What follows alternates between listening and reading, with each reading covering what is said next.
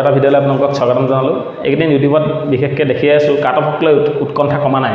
Result দিব হৈ গ'ল, কিন্তু কাট অফক লৈ উৎকণ্ঠা কমা নাই। কিছুমানে নিগেটিভ কথা কৈছে, কিছুমানে পজিটিভ কথা কৈছে, কিছুমানে বেছিয়ে পজিটিভ কথা কৈছে।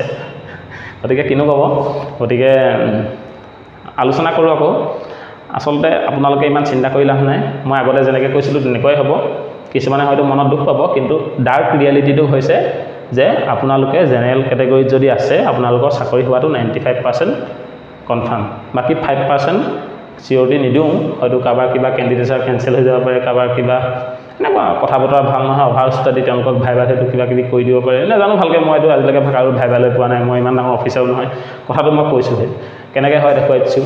10th লেভেলত আপোনালোকে হেৰি নাপায়, অভাৰ কি বুলি কয় এইটো লেপিঙৰ কোনো মানে সুবিধা নাপায়। আৰু অভাৰ লেপিং হ'ব নপ'ব এইটো চৰকাৰৰ কথা দেই, SLRC কথা আমি এইবিলাক নাজানো একচুৱেলি। এতিয়াতো ছাৰে ক'লে, CM ছাৰে যে অভাৰ লেপিং কথাটো আমি কাহানিও শুনাই নাই, অভাৰ লেপিঙৰ শব্দ এইবিলাক ফেচবুক, ইনষ্টাগ্ৰাম বা ইউটিউবৰ শব্দ, গতিকে ছাৰ্ভিচ বুকত এইবিলাক উল্লেখ নাই, গতিকে আমি এইবিলাক চিনি নাপাওঁ, এনেকুৱা কথা ক'লে। গতিকে অভাৰ লেপিং হ'ব নে নহ'ব এইটো আমি চিয়'ৰ নহয়। কিছুমানে কৈছে নটিছ এখন ওলাইছিল, কি ঠিক CM ছাৰ যি মন সেইটোৱে কৈ দিব পাৰে। আৰু ছাৰ্ভিচ বুকৰ মতে বুলি কৈ দিলে যেতিয়া ছাৰ্ভিচ বুকততো মেৰিটৰ কথা আছে, যোনে চাকৰি যিমান পাছ কৰে সিমানে চাকৰি পাব। গতিকে আমি এইটো মানে ভাবি লাভ নাই। গতিকে যি কি নহওক 8th লেভেলৰ কথাটো আমি জানেই, কিমানটা পোষ্ট আছিল 2000 নধৰা হৈ থাকিলে।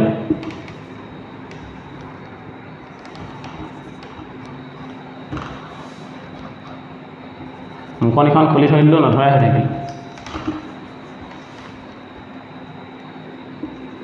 ধৰিছে। এতিয়া চাওক জেনেৰেলত কিমানটা পোষ্ট আছে, অৰ্থাৎ সকলোৱে কমপ্লিট কৰা পৰা পোষ্ট আছে 1025টা পোষ্ট। এই 1025টা পোষ্ট যদি মই দুগুণ কৰোঁ আৰু তাৰ লগত যদি লাষ্ট কাট অফত যদি সোমাই থকা 100জন কেণ্ডিডেট প্লাছ কৰোঁ, কিমান হ'ব 2150জন কেণ্ডিডেটে জেনেৰেল কেটেগৰীৰ পৰা পাছ কৰিছে। আৰু সেই কেণ্ডিডেটসকলৰ ভিতৰতে 1025টা পোষ্ট লৈ ল'ব। কোনে ল'ব? জেনেৰেল কেটেগৰী বা বাকী ৰিজাৰ্ভ কেটেগৰী যিখিনি বেছি নম্বৰ পাইছে তেওঁলোকে লৈ ল'ব।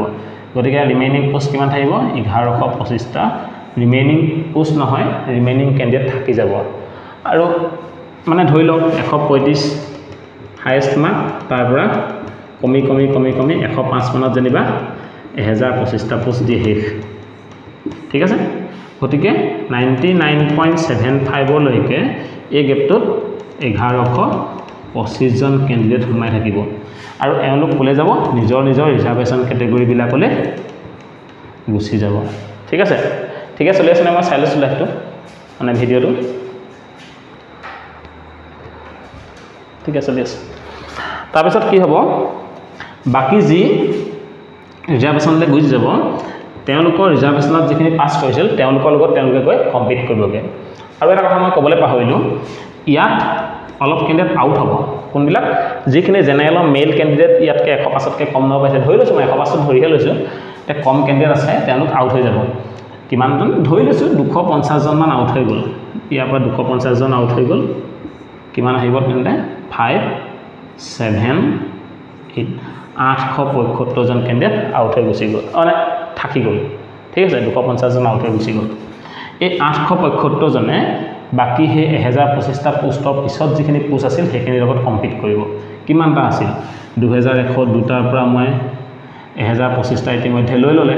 বিয়োগ কৰি চাওঁ, এইপিনে থাকিব 7, এইপিনে 7, এইপিনে কিমান হ'ব? 1070টা পোষ্ট।